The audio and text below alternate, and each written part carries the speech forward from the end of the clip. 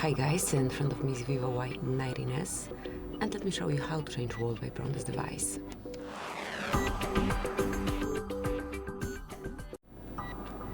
So at first open the settings, then find and select lock screen and wallpaper and mark wallpaper. Now choose the photo that you want to cover your screen with. You can download more or go to your own photos to pick some wallpaper from your photos. I'd like to pick this one. Obviously here you can scroll and see how particular photo looks on your home screen.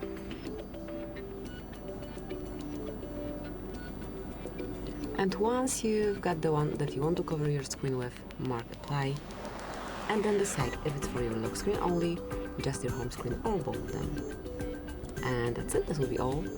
Thank you for watching, please subscribe our channel and leave the thumbs up.